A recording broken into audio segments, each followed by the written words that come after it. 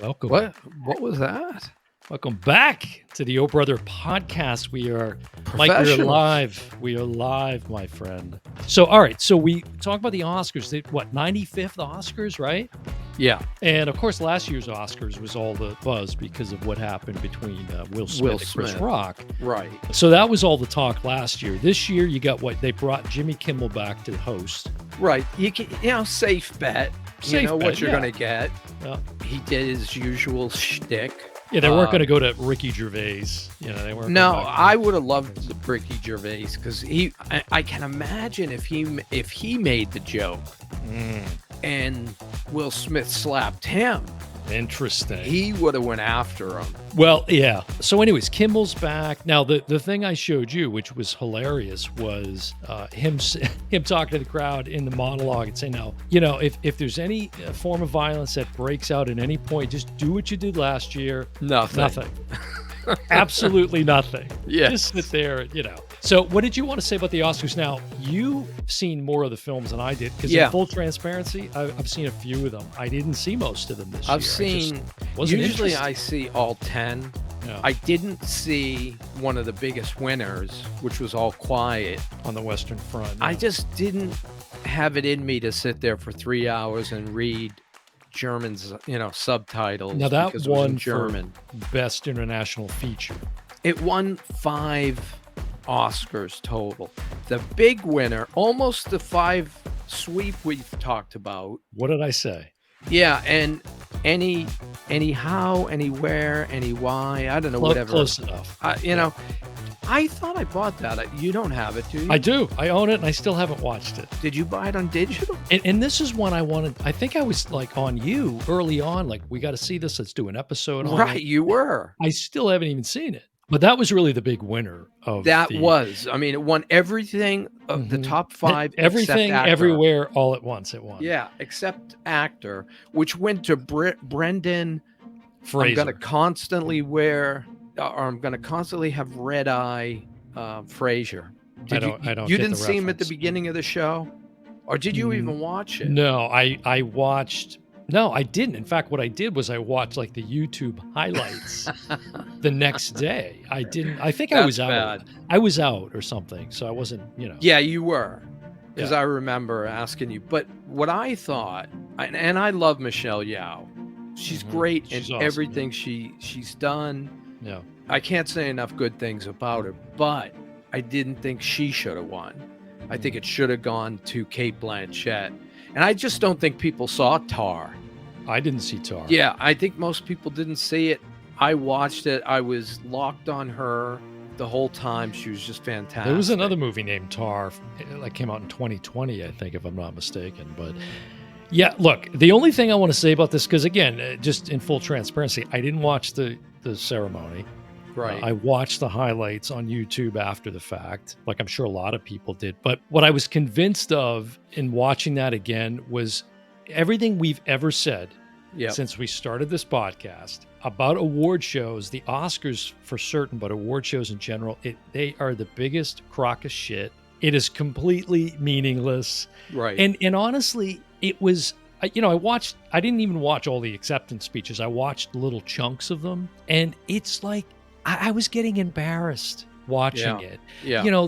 These people, like, you think they would have just won the Nobel Peace Prize or something for curing. It's ridiculous. Oh, dreams can come true.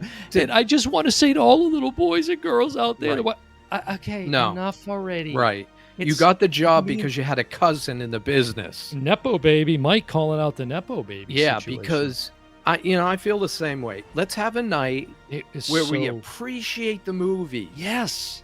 F the awards. It's useless. It's meaningless. I'll tell you another one that I didn't agree with, and this will probably get a rise out of you, is Jamie Lee Curtis. Supporting actress. No, now again, I can't comment because I didn't see it, but I could take a gamble on the fact that it probably wasn't the best, performance. Yet, as we've said, what's been out there for film anyways? Like, this was one of the worst years of film that I can think of in history. And again, it shows like 10 films is way too many. They got to go back to 5. And I heard, maybe Kimmel said this on the show, they were thinking of combining, and I think this is right, if they're going to keep doing this.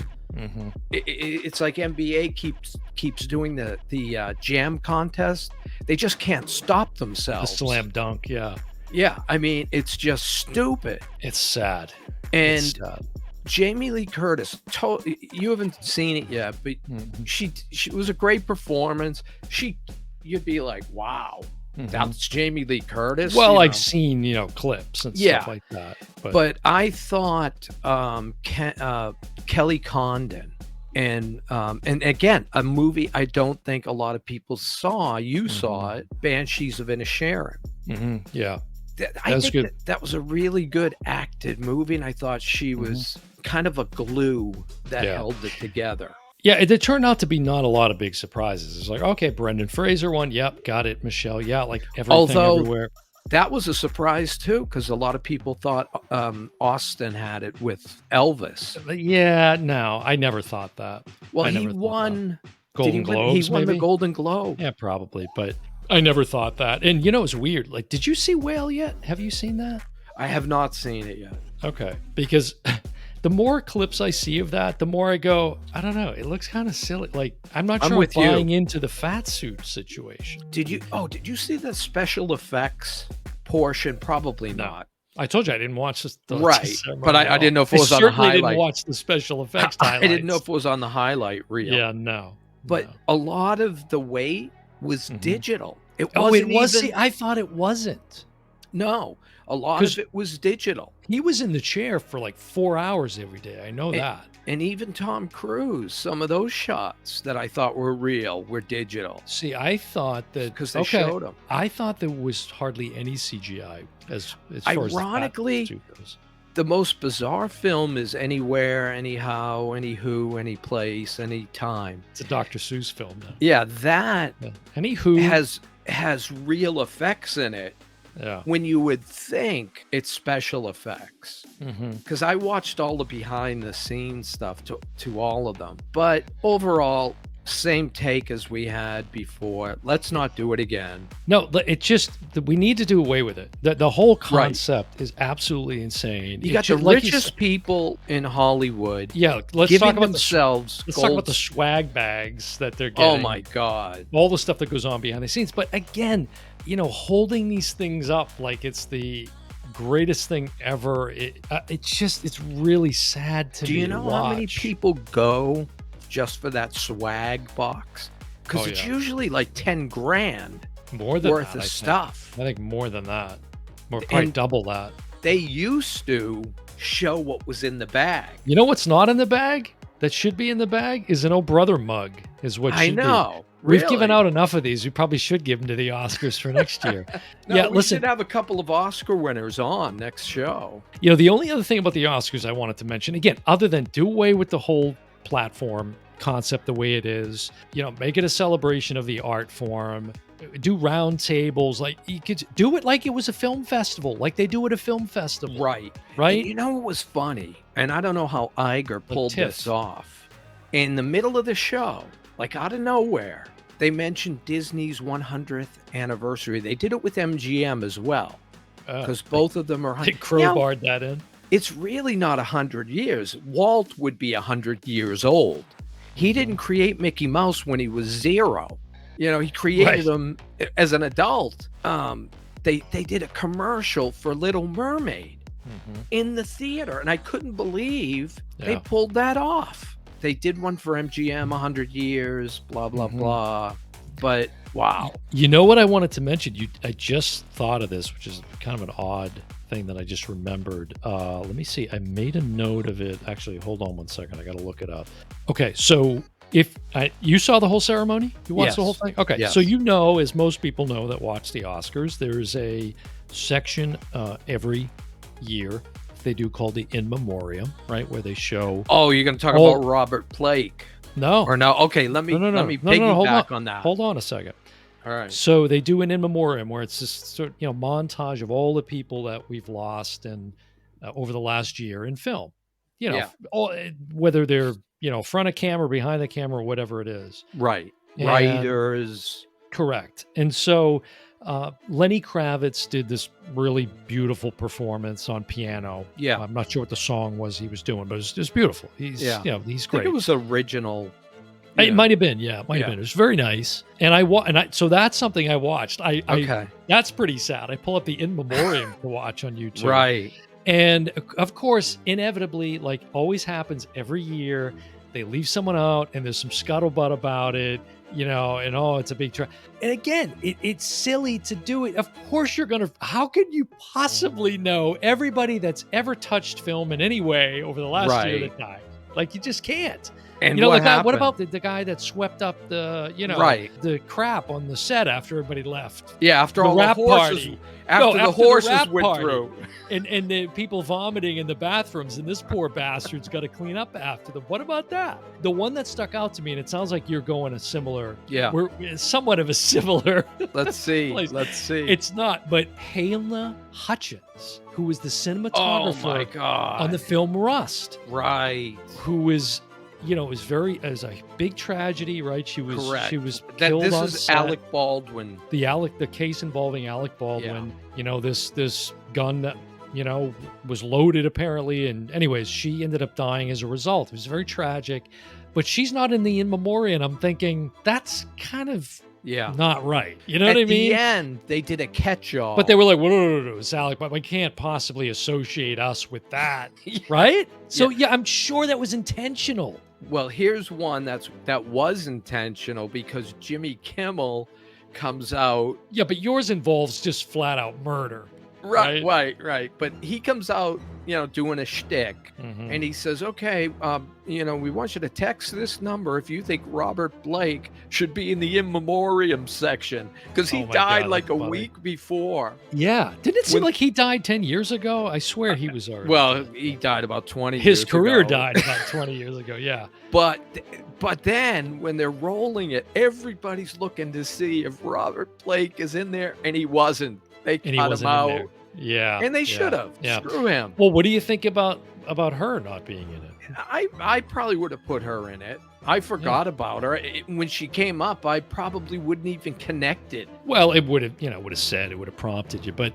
Well, it would have said, assistant director. Cinematographer. They gotta cut it somewhere. On Rust. That's probably not what you want to put, but yeah, well, again, don't even do it. Don't attempt to do something is going to go horribly wrong. Because there's always blowback. Always.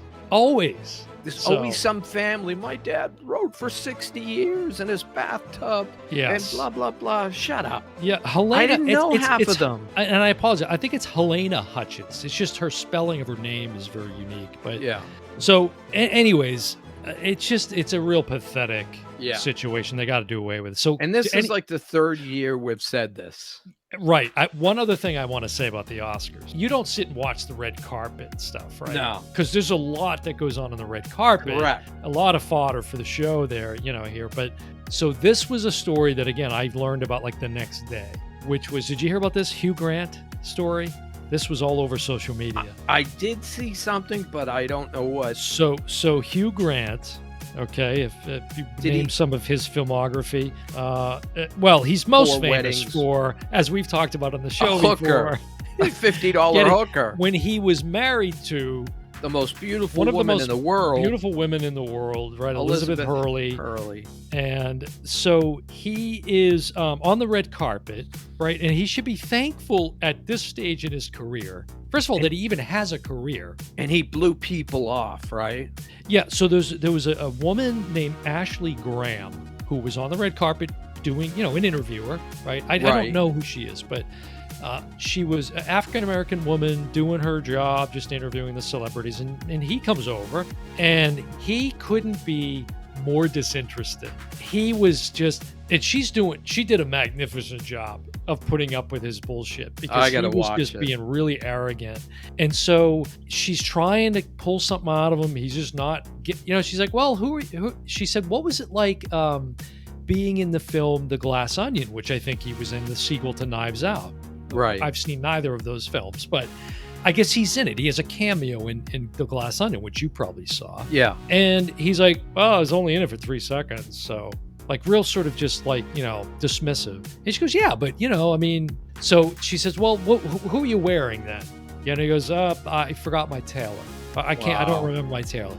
She's like, well, you didn't make, and she's trying and trying and trying. Finally, she goes, well, it's been really nice talking to you. I appreciate it. And as she's saying that, he goes like this, rolls his eyes. Wow. And then hands the mic back. And he's going like this, looking around like, you believe this shit? Like, that's kind of the attitude, right? You saw it?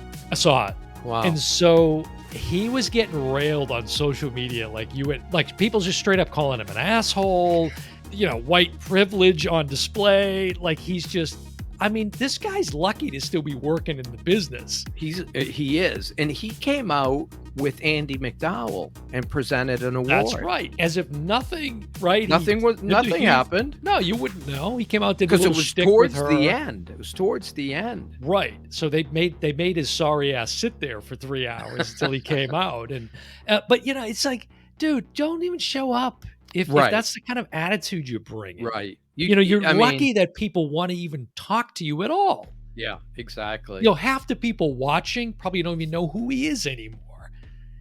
People of our generation certainly, but they want to see Doja Cat or Cardi B or there was so many people I by. didn't know. Lady Gaga, who played which, by the way, did you see her performance? I'm not so sure that was her greatest performance. No, I think she hit a couple clams. Like a few clams there. Yeah, okay. I was wondering if it was me. I think so. I mean, she goes for it too. She doesn't care. She gives it her all, but and she hit the last note. Yeah.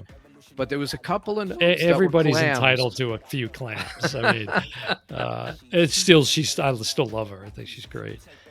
So, all right. Anything else to say about this dreck called the Oscars? Can we move on? Let's nonsense? move on. Let's talk about a show that's already in a season 3. Yeah, we already talked about but that. Perhaps should have stayed on hiatus from season 2 for a bit longer, which is The Mandalorian. Yeah. I got to tell you, I'm not going to say much about this. I mean, we talked about it when the first episode aired. Possible you liked spoilers? It. Yeah. Okay. Yeah, you liked it. I didn't like it. The second episode was better. Not great, but it was better. It was basically, it's Mando and baby Grogu, or Grogu, whatever, going to Mandalore, right? He's got to go bathe in the living waters of Mandalore, the mines of Mandalore, to be redeemed because he took his helmet off. Everybody knows the story. That was a better episode, but the dialogue, some of the writing is so goofy. It's very silly to me. In an episode that was, otherwise supposed to be very dramatic, I felt like it was things like, Bo-Katan looking at Baby Yoda going, what are you looking at? Like, just really, I don't know, stupid little things that are meaningless, I suppose. But episode 3. Mm-hmm. Now, episode 1 we talked about was the prostate, or what was that called? The apostate or something, whatever that was. I think apostate. Apostate, I think it was. The second episode, the second one was The Mines of Mandalore. And then the last one, which just aired on March 15th, was called The Convert. And so this is all about Dr. Pershing, who we knew about from season 1 of The Mandalorian. He was in season 1, or was that season 2, actually? I can't even remember now. But I don't remember. If you and I are going to go to the bar, right, I'm going to say, hey, let's go get a drink. Let's go get a drink. Let's go get a beer, right? What I'm not going to say is, hey, let's go get a Pepsi Cola. Hey, let's go get a Diet Mountain Dew. Right? There's a line in episode 3, and it sums up the whole episode for me, where the one character, I think it's Elia Kane or something, played by Katie O'Brien, who's a martial artist, actress. Her and the guy that plays Dr. Pershing, they're walking away, and she looks and says, hey, let's go get a Photon Fizzle. See, that went over my head. Photon Fizzle, folks. That went over my head. See, How lazy is that for writing? A Photon Fizzle? Let's go get a drink. What? I know we're in the Star Wars universe. Oh, okay. I don't need them to work that hard to tell me. So they made that up. Yeah, it doesn't sound very Star Warsy to you? I thought it was an actual drink. Well, it might be in the Star Wars universe, Well, it but is at Disney right now. let's go, let's go get a fuzzy tauntaun, which they actually, I can't believe I pulled that out of my ass. They sell that at Galaxy's Edge. Well, I guarantee you they're going to sell photo fizzles now Photon too. fizzles, right? But it just, so this is the crazy. Now, again, I always have to give a shout out when we're talking about Star Wars to one of our good friends, Jimmy Mack from Rebel Force Radio, which is the best Star Wars podcast out there. I got to talk to you about that after the show. Okay, Remind me. he and Jason were kicking off their after show this past Thursday, and they normally do it on Wednesday right after it airs. But anyway, so they did it on Thursday. Jason actually had a bout with COVID. He said, "I had a good run, but after 3 years, it finally caught up to me." Yeah. But they said something at the very top of the episode that I think they had heard from people writing in or whatever, and it was I was going to call in and say this very thing, and I heard it right at the top, and it was like a sandwich, right, where you had this very sort of Disney-esque, you had the Mandalorian at the beginning for 5 minutes. 5 minutes. You had Mando at the end for 5 minutes, and then you had all this meat in the middle that really was no meat. It was artificial, and it was very distasteful. It was very unpleasant. What was it? Was ridiculous. I don't even remember. This whole long side story about Dr. Pershing. So let's take the Mandalorian, right? What is hot about the Mandalorian? The Mandalorian and Baby Yoda. That's it. That's all people want to see. Remind me it's with the adventures of the Mandalorian and this little green guy. I agree with you, but I forget we don't give a shit about Dr. Pershing's inner conflict and all this other nonsense. But what was that? I totally forget. I just watched it, but I totally forget that. So all I remember is they go to a some place where you get rehabilitated, or like if you went against the Empire. Oh, okay. Right, okay, you go and it's it. like now a safe space for them to hang out. And you knew. Oh my God! Talk about Joe McDogue. As soon as they introduced that dude with the glasses, you knew he was dead, right? You knew. I figured he was getting a saber up the ass, but I didn't know. Wait a minute. What? Say that again. I knew from the beginning when I first met that character, and they were talking about being, you're talking about Dr. Pershing. Yeah. Well, Dr. Pershing. As soon as he came on, I was like, this guy's getting a saber up the ass, because he's not going to survive this episode. Right.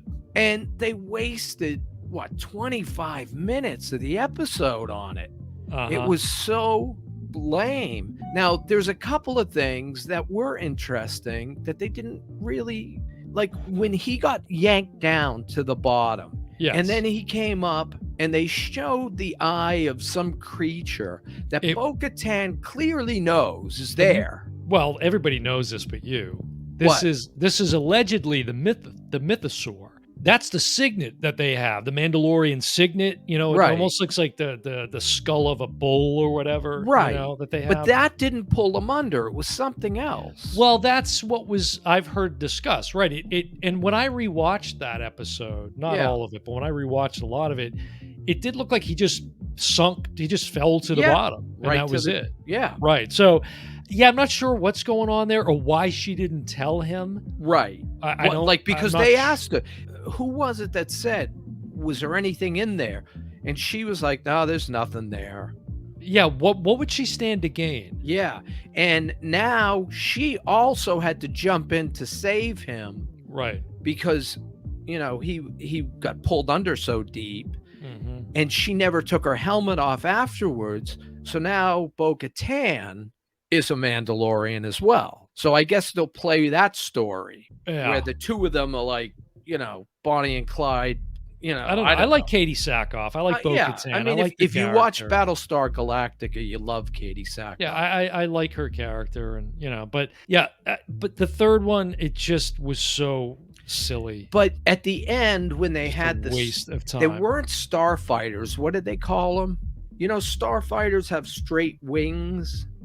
And these had a wing like you're talking this. about TIE fighters. Yeah, TIE fighters. Starfighters. I don't know. Mike's going back to the original iteration that George Lucas proposed, which was going to be what Luke's Sky Killer, right? Wasn't it Luke Sky Killer? I don't know. No, Star Killer. Luke Star Killer was the name of the character.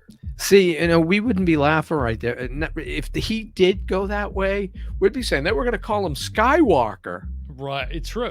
It's weird how things like that work out. But there was these different shaped ships that I've never seen before. That were this was in episode 3 you're talking about? Yeah, there wasn't TIE fighters when they had to escape.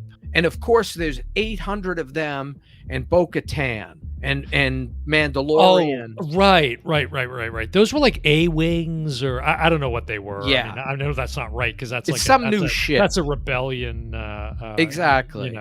But my point was, I mentioned that when before Mando started, I said to you, I think there's going to be a lot more space kind of fights. Well, you said there was, right?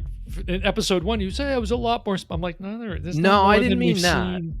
Yeah, I was talking about the whole series when we did. I think we did a first look. Yeah. So I don't know, but now, I think this is the lowest rated episode of the 3 so far. And again, the little I've heard from other people commenting on it is they felt the same way. It was like all that stuff in the middle was just completely meaningless. It's funny too, because I heard this week Jon Favreau wants to put a Mandalorian ride in Galaxy's Edge. Well, they desperately need it. All right, it's going to do it for another episode of the Oh Brother Podcast. Been your host, Dan Smith. Alongside me, as always, my brother from the same mother, Mike Smith. We will see you next time. And for God's sake, subscribe, please. Yeah. I'm begging you. I'm begging. And lock your guns away, will you? Bye, everyone.